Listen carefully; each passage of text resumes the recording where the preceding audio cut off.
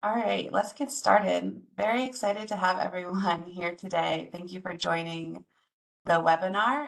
Today, we're going to be talking about expanding incentive models for impact in Latin America. And I'm very pleased to be joined by three other presenters, panelists, who are able to talk about how Aceli Africa's approach to mobilizing private capital for agriculture SMEs has been adapted to Latin America. On the next slide there, we can share the four panelists who will be here today. For those of you who don't know me, my name is Andrea Zinn, and I'm the project developer for Aceli Americas, working for Aceli Africa.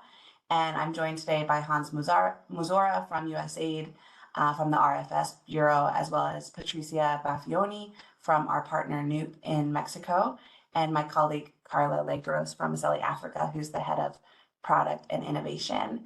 And today we're planning on covering a variety of topics, including sharing a brief background on Aceli Africa and how our engagement with USAID Invest to explore replication opportunities in Latin America had really pivoted into an advisory approach with a local partner. And we'll also share some of the learnings that we gained from this. So throughout the webinar, please feel free to leave questions in the chat. We'll have a Q&A session at the end. So any of the questions that you share throughout, we will save for the last section of the webinar. So today, to get us started, I do want to share a brief overview of what is Aceli Africa. I think there might be some people on the call who are familiar with Aceli and others who are not. So I will share a brief overview. Aceli Africa is an incentive facility, and we seek to mobilize private capital to agricultural SMEs in East Africa. And Aceli aims to bridge the gap between the capital supply and the addressable demand for agriculture SMEs in the region. We have three key characteristics, the first being data-driven. So Aceli draws on data from the loan economics of agricultural SMEs from 35 lenders across East Africa, and we use that to inform and recalibrate our model. Second, we are market level, meaning that we work with a variety of financial institutions across East Africa, including commercial banks, global social lenders, and local non-banking financial institutions. And thirdly, we are impact aligned. So Aceli targets the missing middle of agriculture and provide financial bonuses for loans that expand across 4 impact areas. Those impact areas include enhancing gender and youth inclusion, strengthening food security, and expanding climate-smart agricultural practices.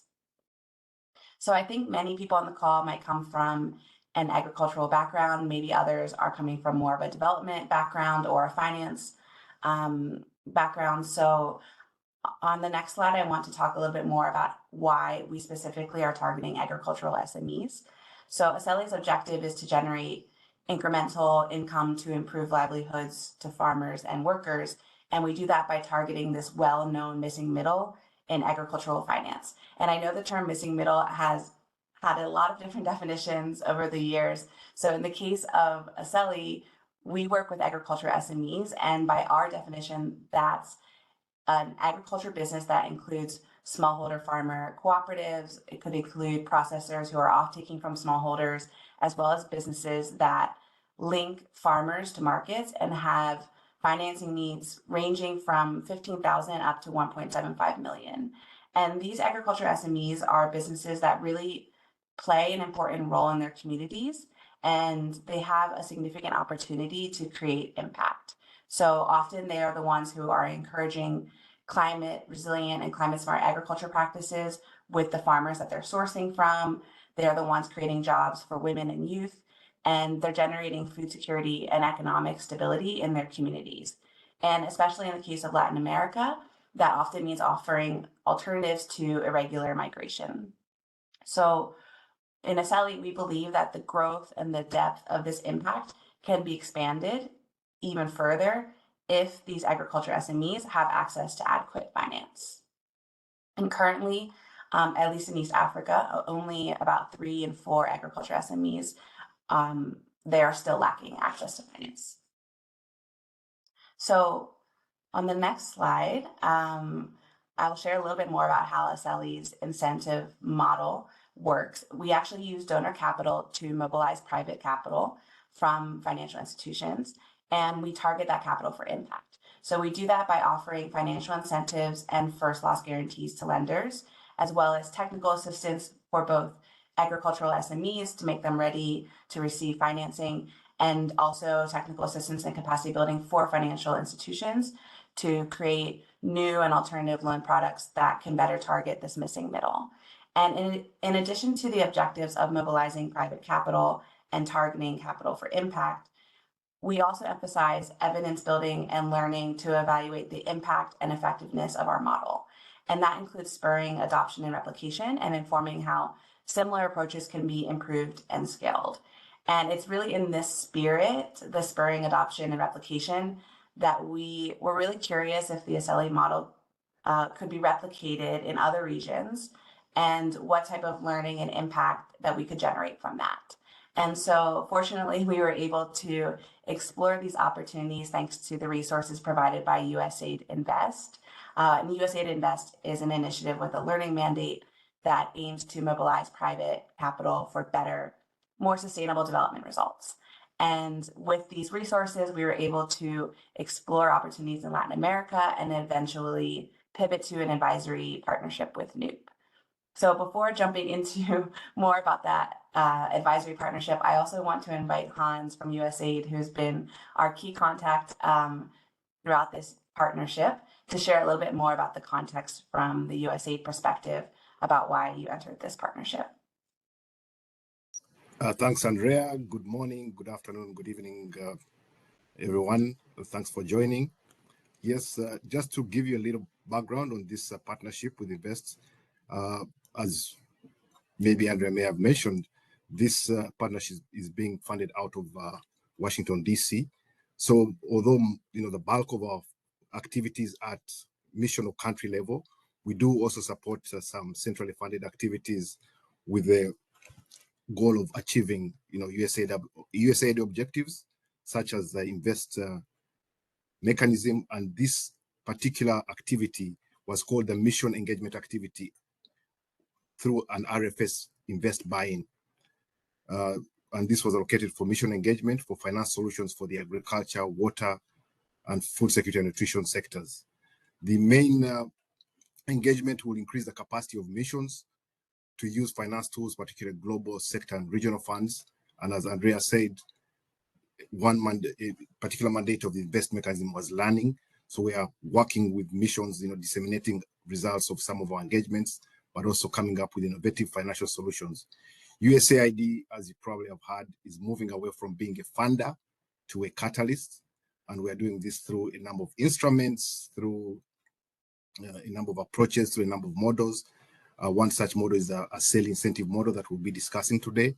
And this is in alignment again with USAID's approach of shifting from the traditional donor full cost project funding to the smart design of data-based incentives with a view to effectively mobilize, influence, and shift the behavior of market players to attract private finance for agriculture and also address climate change solutions.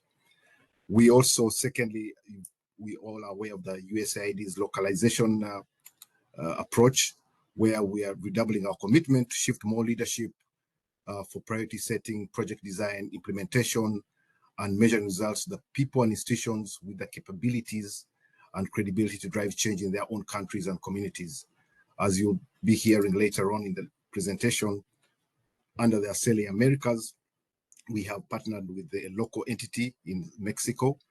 And maybe just to backtrack a bit, so the approach, why Aceli Americas, Aceli Africa, which has been going on for the last almost coming to 4.5 years, building on the successes and learnings from Aceli Africa. We worked with Aceli Africa team to explore if they could replicate the model in Latin America to address what Andrea said is the missing middle. A lot of the agricultural financing in Latin America is channeled towards larger agribusinesses, 500,000 and above, but we thought there was a missed opportunity of working with the other agri-SMEs looking for lower ticket sizes that will help us achieve financial inclusion. So with Aceli Africa, we did engage Delberg advisors who conducted a landscape assessment of the agri-SME finance in Latin America. And based on the landscape assessment, they came up with two approaches. One was the replication model of the Aceli Africa, which would require Aceli's own staffing, replicating a full team structure similar to what Aceli employs in East Africa. And the other was the partnership model that they'll be talking about later. So based on that landscape assessment, based on the feedback we got from even the missions within Latin America, we're able to zero into that partnership model, the incentive model that we'll be talking about today, but also looking for local partners that we could work with, and also to make better use of our funding, looking at already existing USAID programs. There's one program in Sustainable Prosperous Communities, but also, as you know, Carla from Aceli will be telling you, there are key criteria that you need to replicate that model in other countries. I think next slide, Andrea. So what have we learned as USAID in replicating not just the Aceli model, but also other activities that are being implemented globally around the world that have been successful? What do we need to do to scale these models or incentives to other parts of the world? One very, very key learning we've got from, especially in the design of the Aceli America, is the local context. Understanding the local context, working with the local missions in the various countries we would want to work in, talking to them, getting feedback, and as we design, sharing some of the feedback we're getting from the various stakeholders is very, very key. The second is really using data.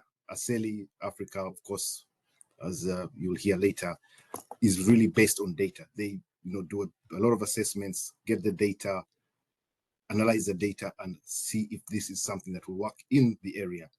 The third is the local partner presence.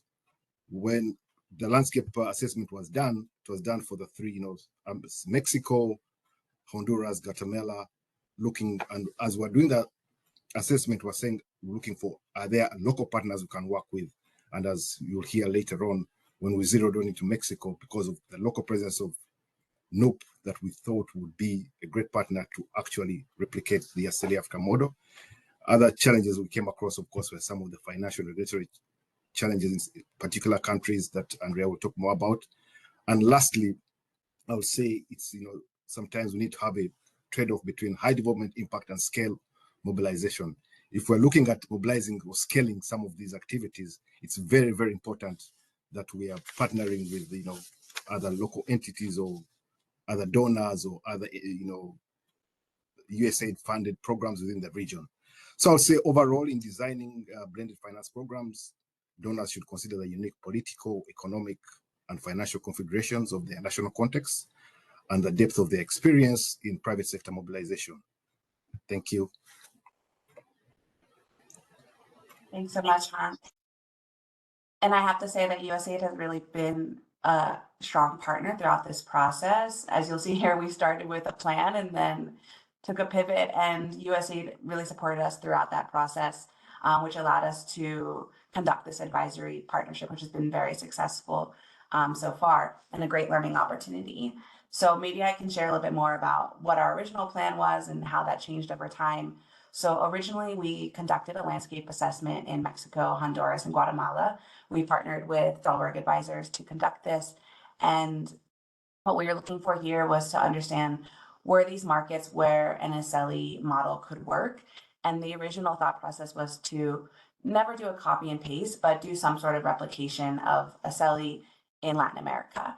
And during that process, in particular in Mexico, we saw a couple of things, including acknowledging that there was an underserved agriculture finance sector, specifically in Southeast Mexico. And then we also saw this nascent group of growing non-banking financial institutions that were really interested in serving agricultural SMEs in the missing middle in Mexico. And what also happened during this process is that we recognized that there were several local institutions who were working in the agriculture sector that already had relationships with financial institutions and an appetite to apply a blended finance model, and Nuup being one of the key examples of these organizations. And at the same time, we are also receiving some inbound requests from other donors and other parties about whether Aceli could expand to other regions outside of East Africa. And we started to recognize that maybe Aceli alone would be unlikely to have the capacity to expand to all of these countries or regions where there was a donor demand or a demand from the financial institutions to address the missing middle. And we wouldn't be able to address all of those markets at the rate that there's a need for it. And so this really started to give us the opportunity to think about what model would be able to really employ like a localized development approach. And so it gave us the opportunity to pivot and pilot an advisory model through an alliance with a local partner. And through these early conversations with potential partners, it became very clear that Nuup was really uniquely positioned for partnership for several reasons. First and foremost, they were already working on their own incentive model. They were already interested in applying a blended finance model in Southeast Mexico. On top of that, they have a really deep understanding of agriculture value chains in Mexico and had already established relationships with a cohort of impact-oriented financial institutions. And furthermore, they had this really clear vision of applying the blended finance approach to bridge the capital supply and demand. So on top of all of that, they had also already secured funding from the W.K. Kellogg Foundation, which I would say that the W.K. Kellogg Foundation really empowered Nuup to solve a problem, and they also provided a high degree of flexibility, which was really key in supporting Nuup throughout the model design and development, because this flexibility and this donor commitment was really welcoming to advisory and then was later complemented by USAID funding from the Sustainable and Prosperous Communities Project, which Hans has just mentioned. So those factors combined together really presented an exciting opportunity to share two-way learning and to support Nuup's model, which is not a copy and paste of Aceli, but really rather a blended finance model that's tailored to the Southeast Mexico market. So throughout this process, we worked very closely with USAID Invest to renegotiate the award, to adapt to the realities of the market, and to really lay out a partnership with USAID that would build a model that could be locally managed and generate long-term impact. So before I jump over to Patricia, maybe I'll invite Hans again to just share a minute about what that pivot looked like from the USAID perspective, and how USAID was able to remain flexible throughout that process. Yeah, no, thanks, Andrea. Yes, so this initial scope of work and award was to run from July 2021 to June 2022. But again, based on the feedback we're getting, but most importantly, also the flexibility of the invest mechanism, we're able to adjust the timeline just to ensure, we got the right partner. We were also supporting the technical side, advisory for the selected partner, and we're also able to adjust the budget. So I think one to us very important was, being able to be flexible, having that adaptive management approach, but also addressing the feedback loops. Feedback loops meaning getting the feedback from the various partners and again, because of the ever-changing context in Latin America, we were able to ensure we're working, with Aceli Americas to make sure we are developing something that will be tailored to the specific circumstances. So two things really was that, the flexibility, but also the working in constant consultation with the various stakeholders. Over.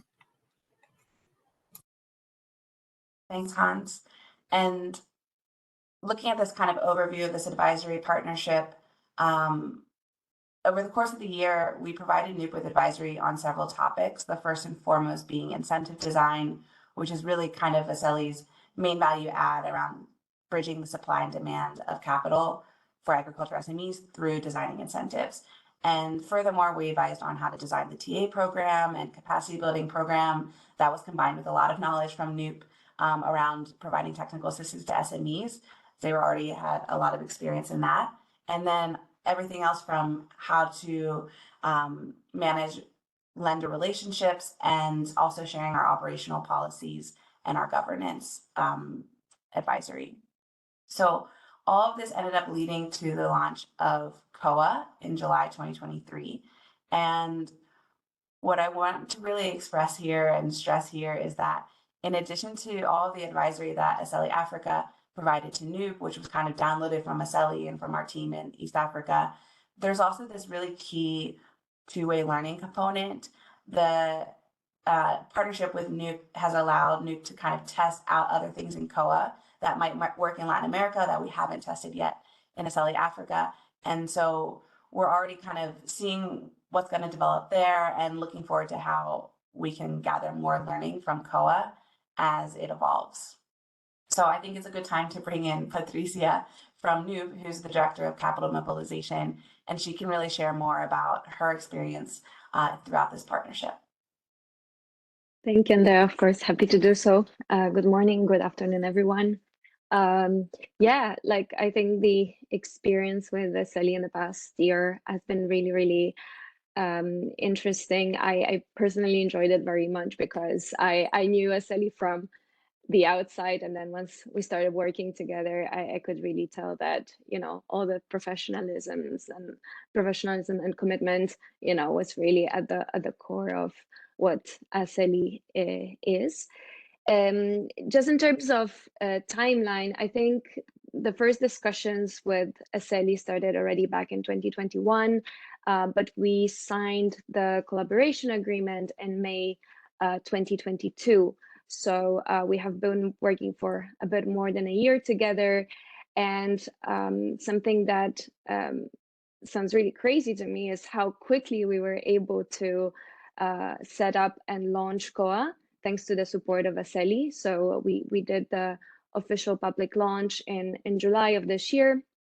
But we actually started already with the first pilots since September of last year.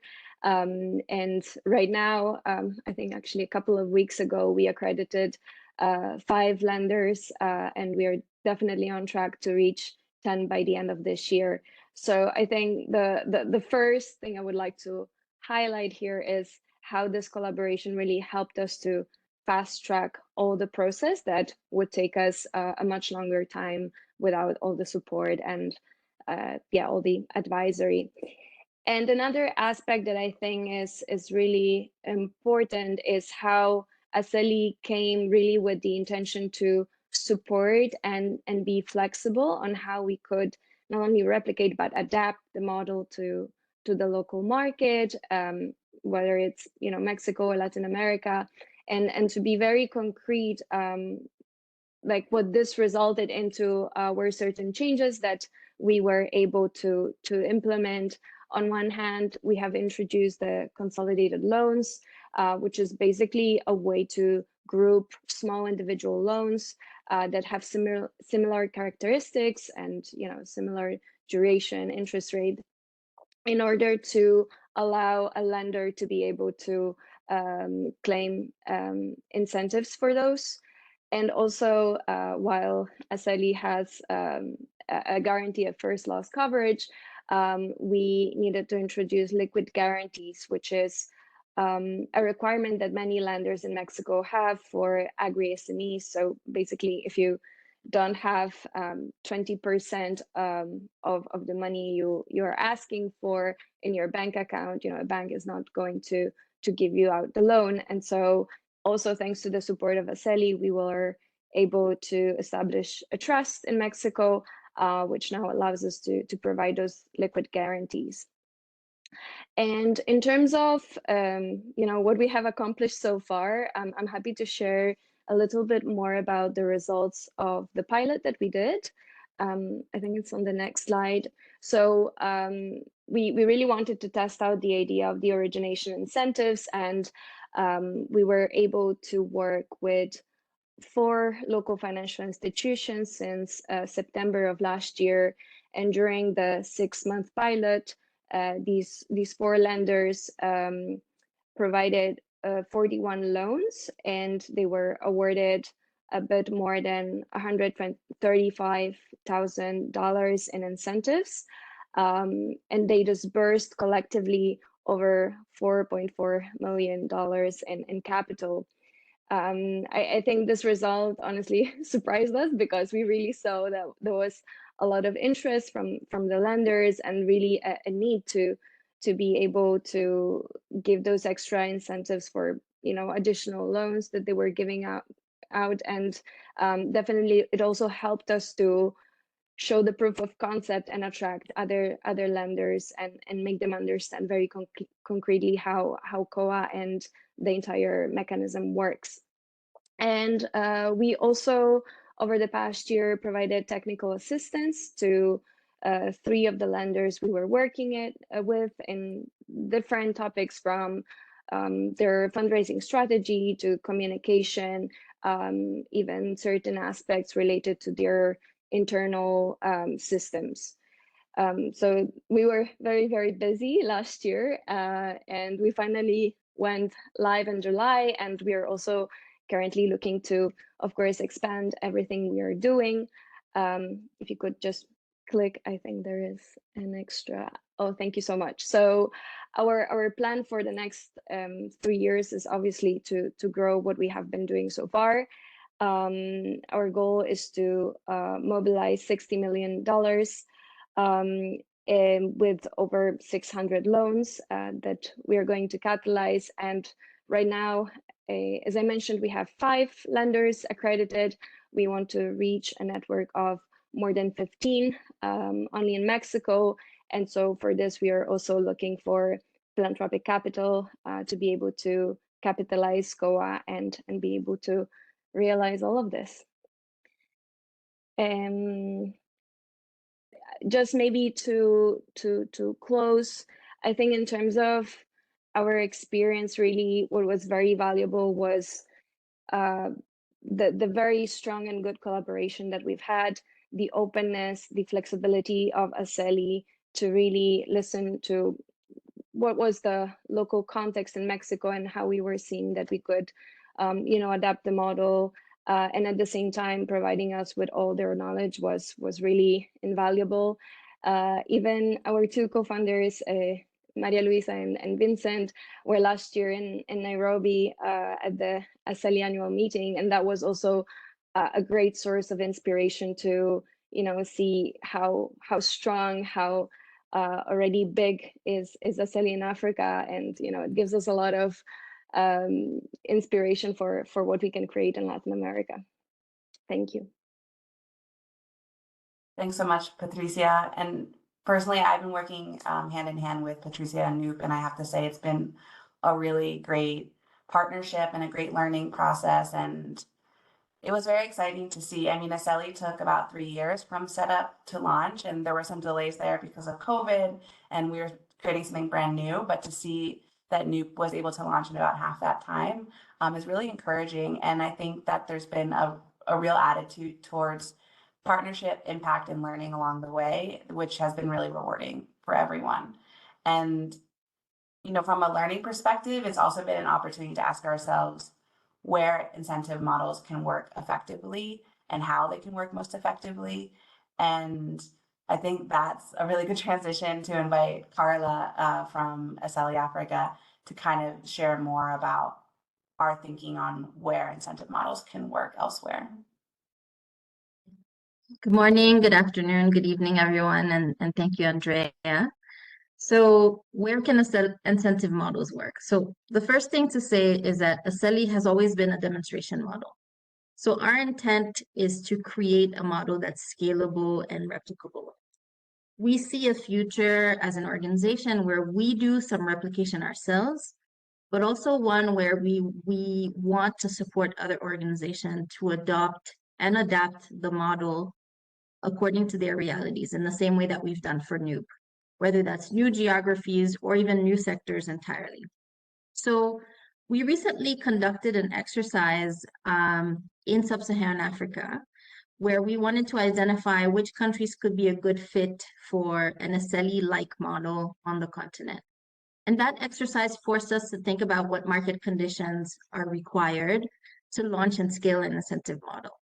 So fundamentally, market incentives make sense where there exists, on the one hand, a critical mass of private sector capital providers, and then on the other hand, a critical mass of at least prospective borrowers. And typically there's some misalignment between those 2 groups. the capital that exists is either not flowing in the right direction or it's not flowing at the right scale. And there's a lot of impact and opportunity that's just left on the table. And so based on our experience, we believe that there are three core ingredients, which you see here on the slide. So the first one is capital supply. So there must be enough private sector capital providers that are interested in and ideally already doing some level of lending to the sector or serving the market. And it's important to remember that incentives help to accelerate capital mobilization, but at least some capital must be there in the first place by partners that are willing to deploy it. So that's number one. Number two is addressable demand. There must be enough SMEs that are bankable and ready to access commercial lending. So technical assistance and business development services can really help to build a pipeline of SMEs, of bankable SMEs, if that pipeline is weak, but that can take time. So we need at least a starting point of bankable SMEs. And the third key ingredient is an enabling environment. So if you think about an environment that is fraught with insecurity, businesses are going to be less likely to be able to confidently plan for the future or be willing to seek funding. And lenders are going to be less likely to want to mobilize capital. So you need, at the very least, you need basic political stability, basic security, and enough free market dynamics to get started. So we've just kind of converged around these ingredients, and we think that they're a starting point, but they're critical. So now if we go back to the partnership with Nuup, and both Andrea and Patricia have already touched upon some of the learnings. So from the Aceli side, we've focused on testing some of our assumptions and also on figuring out what the right partnership modalities would be. So what do we actually offer to potential partners? I think maybe a quick thing to say is that we do intend to continue our work in Africa, and we don't intend to set up an advisory business. And so we're trying to figure out what is the right time allocation in terms of supporting prospective partners. And from a learning perspective for us, while we've provided lessons, we've provided guidance on how to set up an incentive design, what to consider, what kind of data to look at, how to structure it so that it's beneficial for the different parties. We've also provided guidance on partner relationship and on system setup and systems maintenance.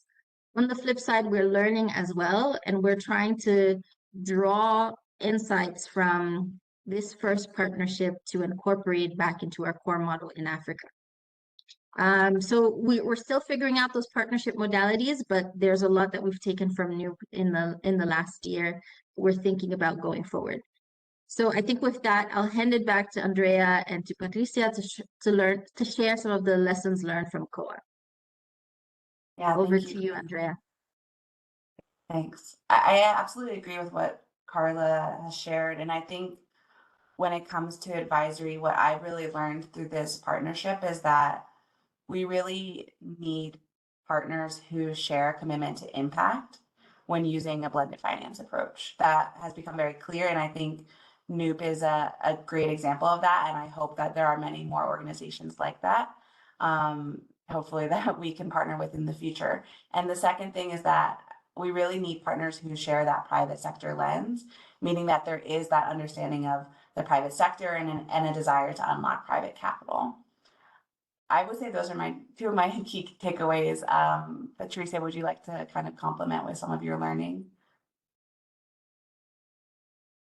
I think for me, it was really interesting to see how, while we were learning so much from Aceli, what was happening was a two-way learning process. So we would be like, hey, this is happening in Mexico. What do you think about that? And it wasn't just like giving us the answer and saying, this is how you should be doing that, but it was also, reflecting on how, the examples, the situations we were bringing from Mexico could also, feedback and adapt the own Aceli's model.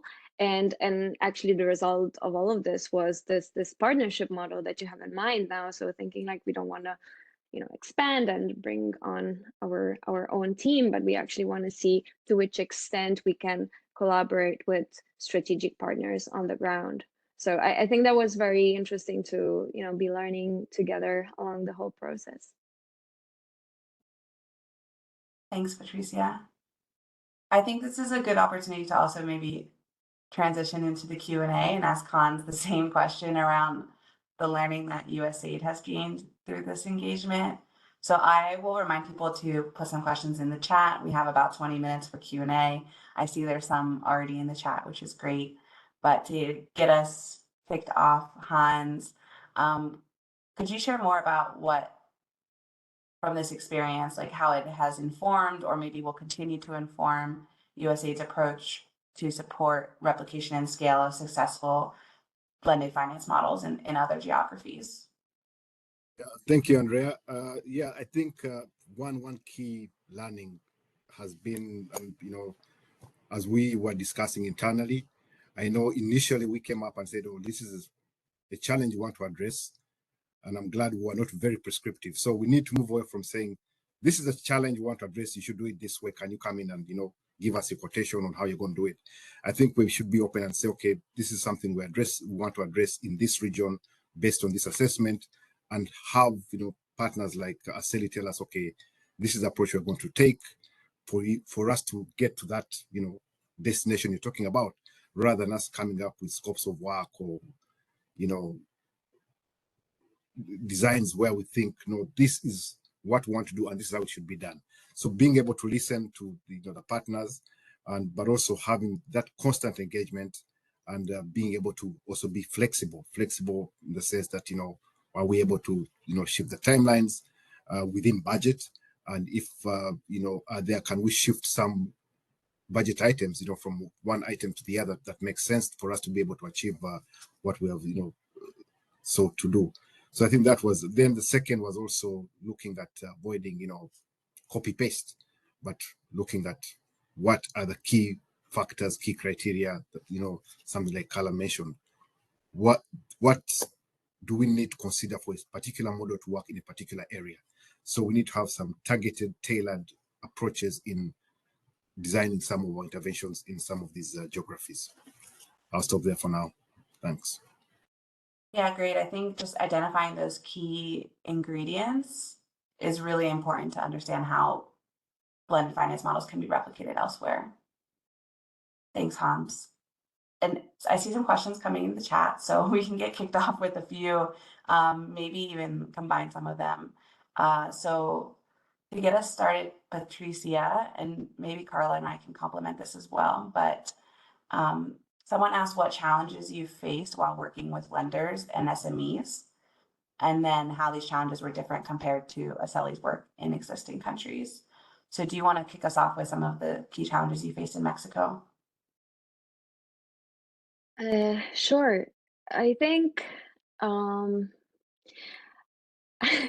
it's interesting, but I just came back 2 months ago from a tour, really trying to get new lenders on board. And what we have experienced is that actually it is very difficult to get the trust of financial institutions. In the past few years in Mexico, there were a few frauds happening, people arriving with projects. And so what we realized is that what worked best for us was really, once we mapped out the ecosystem of lenders who are really interested in working in agriculture, working with these lenders and really go from reference to reference in order to grow our network, because just reaching out to any lender, any microfinance institution, if they don't know you, although as Nuup we've been working in Mexico for the past 7 years, but it's been really difficult to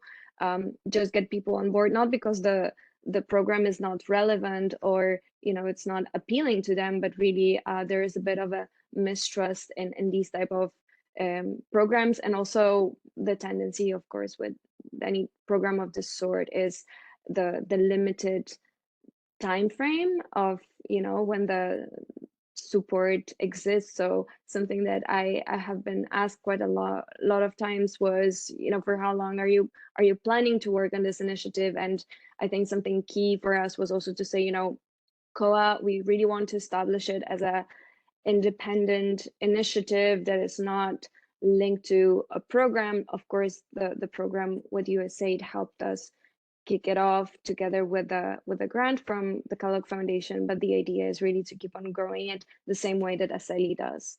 So I think these were the challenges mostly related really to building the reputation of COA and the financial institutions that want to join it from the early start.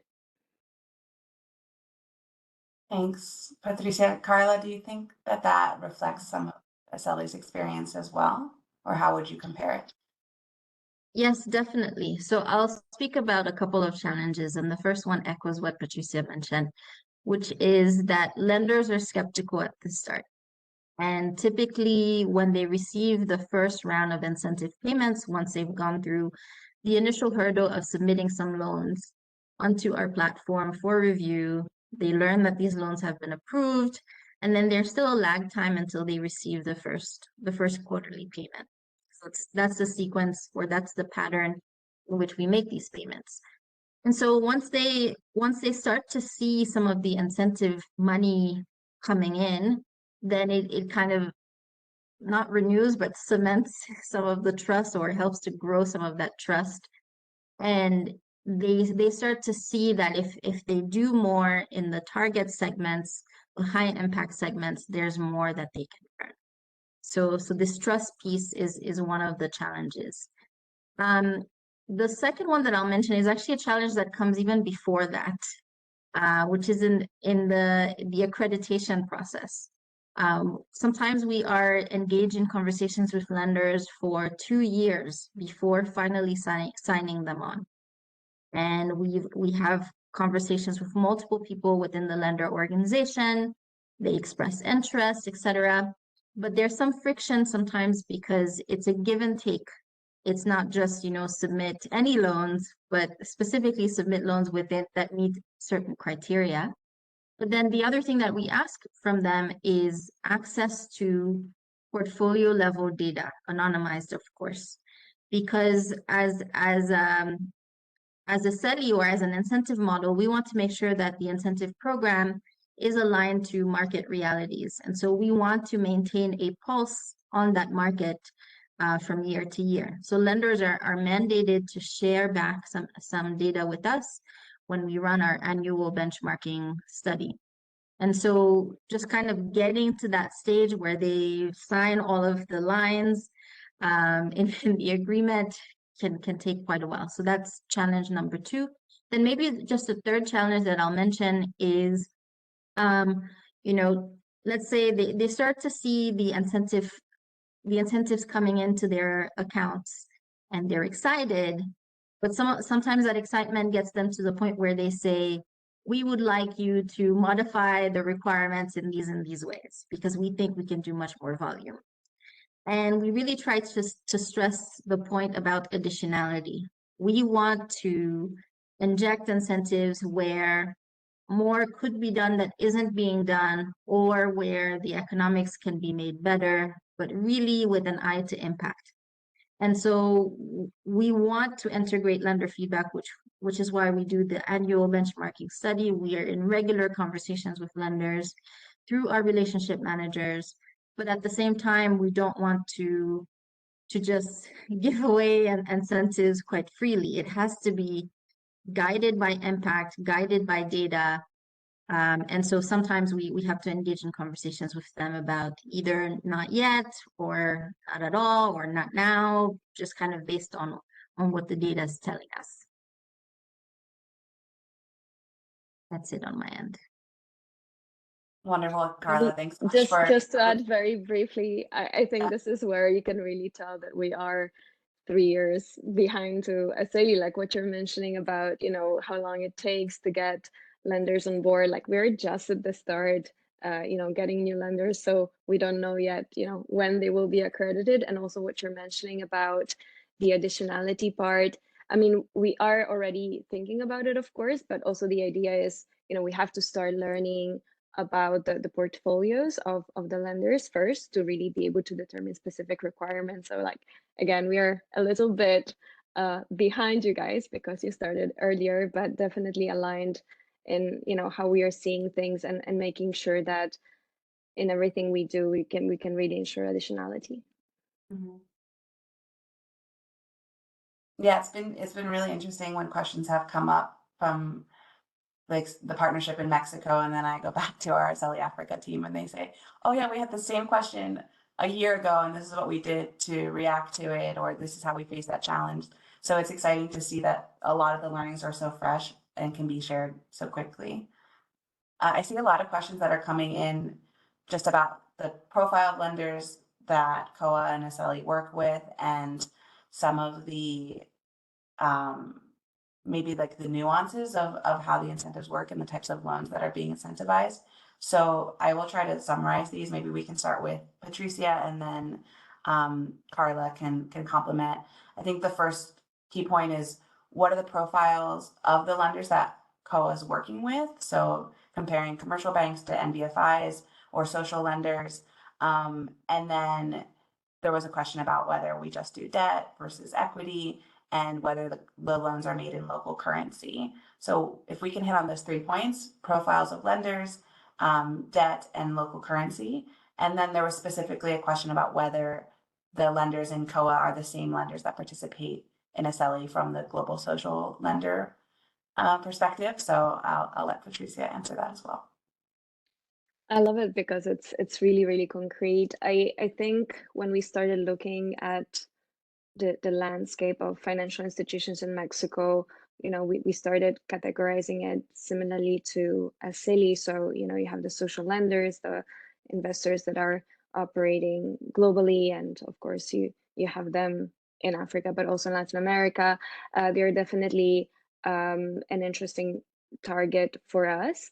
We did start though from the local Mexican lenders, which is something that I'm particularly proud of, because the idea is to really help them in improve in doing the things they're not doing. And sometimes we realize that the challenges they're facing are also different, but they also have a very interesting advantage, and knowing the local context, being there on the field. So it's very interesting to work with these two actors. We are not prioritizing right now commercial banks, so we focus primarily on banking financial institutions. And also compared to Aceli, we do look into some like microfinance institutions that are providing, for example, individual loans to small scale farmers. And this has to do also with the nature of Nuup. Like, our focus is really on small scale agriculture. And so some of the farmers simply, grow their land and just look for individual loans. So this was one. And maybe just quickly on the question of debt versus equity, I think right now for the type of loans that we are seeing, it's mainly debt. There are quite some, I would say, challenges in providing equity to certain agri-SMEs. But I guess we would be open for it. Like, so far, just the lenders we've been working with have been providing that finance. Yeah, I let you compliment Andrea, how different it is in Africa. Thanks. Maybe I can do a transition first, Carla, just to clarify that there are several global social lenders who participate in Aceli and also have some lending in Mexico as well. So those conversations are starting, and we hope that we can transition those to also receive incentives through COA. But the 5 accredited lenders to date are all local financial institutions based in Mexico. And regarding currency, all of the loans in Mexico, to my knowledge, are in Mexican pesos, and then we just convert it to USD for the sake of this audience. Correct. Yeah. Carla, do you want to compliment? Sure.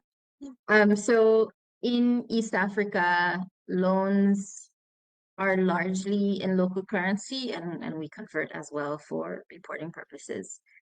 And the other question about debt versus equity. So In East Africa, it's strictly debt for now, but we've been talking as an organization about whether our growth strategy should also consider other financial products as well. We're not yet at that stage because we think there's still a lot to do with commercial banks. Because if you look across East Africa, I believe the average agriculture share of commercial lending is somewhere around 5 to 6%. And so we want to achieve market level impact. So there's still a lot to do with commercial lenders at this time.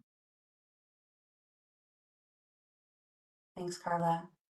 I see there's a lot of other questions, and I don't think we're going to have time to address all of them in the next 6 minutes. So maybe what I can do is kind of tackle some of the more forward-looking questions. So I see there was one about how much capital Aceli has raised to date, and any ideas we might have on opportunities in Honduras or Guatemala or Latin America. So to date, Aceli has raised 64 million in donor capital. That is raised for East Africa. So that's a different pot than what we might use to expand in Latin America or to pursue other partnership opportunities. And in Latin America, I mean, as Carla mentioned, we're not opening an advisory business, but we are interested in exploring partnerships where we could engage with a partner similar to Nuup in other regions.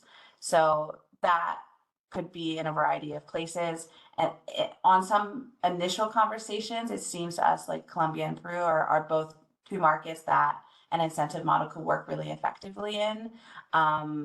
That being said, like we would be open to partnerships with other impact aligned partners across the region. And if you have the same sort of mindset that we've been able to partner with Nuup through, then I would love to please hear from you and see if we can create some sort of collaboration.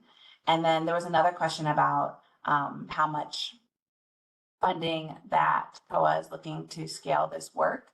And I think you mentioned this earlier, Patricia, but it's a good opportunity to share again what your fundraising targets are. Yes, so for the next 3 years, we are looking for 6.7 million US dollars, and roughly $1 million is already committed.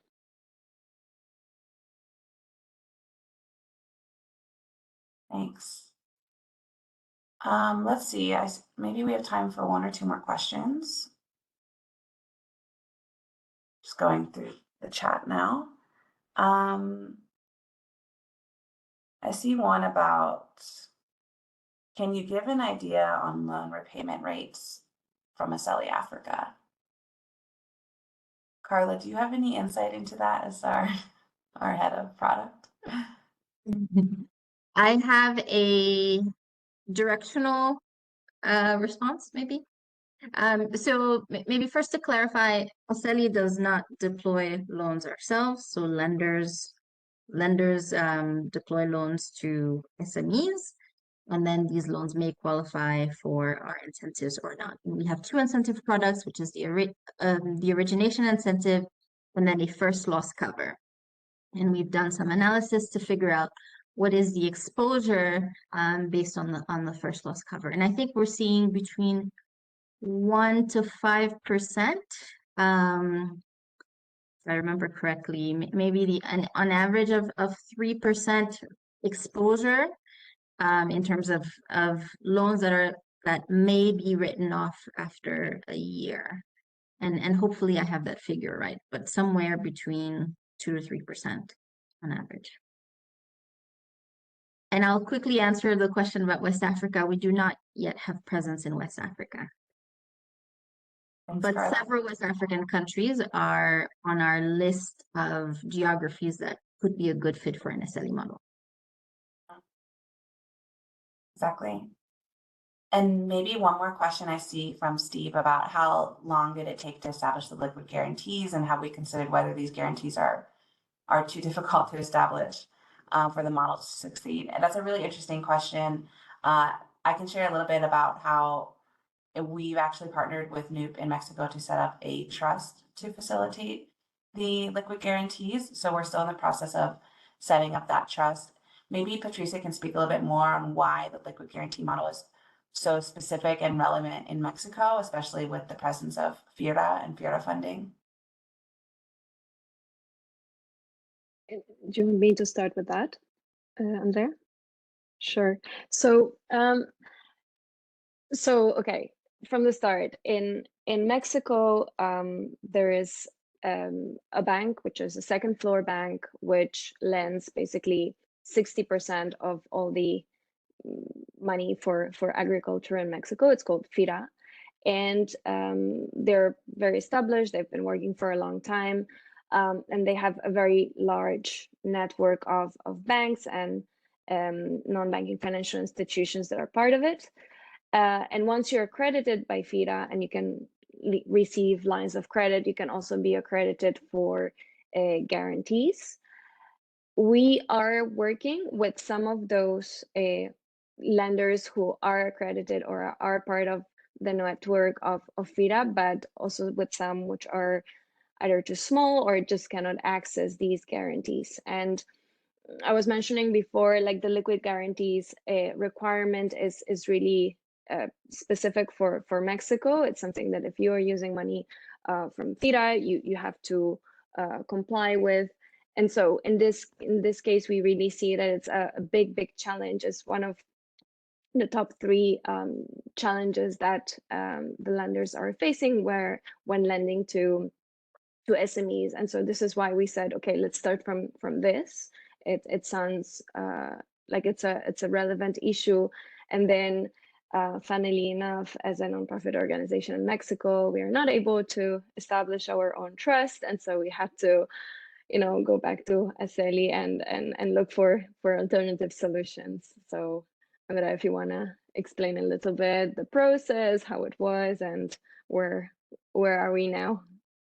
Sure. I think following a legal review, it became clear that a trust was the best way and the safest way and the most trusted way to facilitate the liquid guarantees in Mexico. And as Patricia mentioned, the regulations in Mexico, a nonprofit institution can't set up a trust, but a foreign nonprofit like Aceli can. So we've entered that partnership with Nuup to set up the trust fund on their behalf. And then we're still in the final documentation, but once it's set up, it will then become an established trust where the guarantees can be leveraged using like a letter that's issued from the trust, basically as a guarantee letter.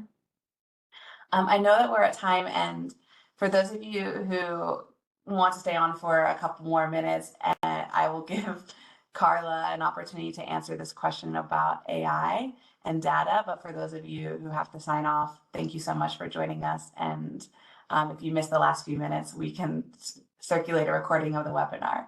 But for those of you who want to hang on, Carla, there was a question in the chat about how at Aceli we are planning on using newly available AI tools to automate, accelerate the data collection and dissemination, or maybe we're using it in other areas as well. So I would love to hear from your innovation hat what we're thinking at Aceli. Yeah. Maybe the short answer is we don't have plans at the moment. But actually, just earlier this week, my team and I were asking ourselves, is there any chance that ChatGPT might give us an answer to a couple of questions that we were investigating? I think my doubt is that the data that's relevant for a lot of our work would be available on ChatGPT, just kind of given the notoriousness of banks on the continent to be really private with data, and also a lot of the data protection laws that are just newly or recently put in place. So my sense is that a lot of the data we need to really make key decisions is going to come through primary research, which is why we're actively talking to lenders, we're actively talking to SMEs, doing a lot of surveys, etc., because either the data is not captured all, or it is in not the best formats to be analyzed, or in a lot of cases, when it is published widely, there might be some questions about data integrity. So there are all these data challenges in the current environment, but we do hope to see that the environment will move in a direction where some of this key decision guiding information can be available through these platforms. But for now, I do have some doubts personally, but curious to challenge those. Thanks, Carla. Maybe I can just answer one final question before signing off. I see Christina Alvarez asked about if there's any other countries in Latin America where we're assessing partnerships similar to Nuup. And I had mentioned earlier, you know, Peru and Colombia are two countries that seem really appealing from a perspective about a market where an incentive model could work. And I think the key here is kind of reflecting back to the 3 points that Carla brought up earlier around capital supply, addressable demand, and enabling environment. So I think that those 3 components are very key. When there is a sufficient capital supply, there's enough addressable demand to get started, and that enabling environment in terms of political stability and economic stability is in place. I think, you know, sometimes we hear conversations about like an incentive model in a fragile state, and maybe components of that could work, but probably not an incentive model like Aceli with the components that we offer when you're dealing with maybe like restrictions on foreign investment or instability of capital markets. And then I think just like very specific to Latin America, there's also an alignment that we need to find around donor interest and impact aligned partners. And I think if we can find both of those things combined with these elements of capital supply, addressable demand, and enabling environment, then we could definitely pursue some sort of collaboration and partnership. So we have some markets in mind, but if you, from a USAID perspective or other donors, are aware of partners where you really feel like there could be an effective collaboration, we can definitely have those conversations to explore whether Aceli is the right partner to advise on expanding blended finance models in that region. I see one last question about Asia, and I will just say we're not thinking about Asia right now from the Aceli Africa perspective, but maybe in the future that could be an opportunity a couple years ahead. So with that, I think it's a good time to close. Thank you everyone for joining. It's so exciting to see so much activity in the chat. I know not all webinars are like that, so we will take it as a demonstration of interest and enthusiasm. And I want to just thank all of the participants in the audience as well as the panelists today for contributing your thoughts and insights and learning. And a special thank you to USAID for finding this partnership and to Nuup for being such a great partner throughout the process.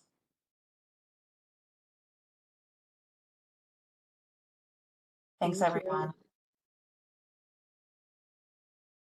Thanks all.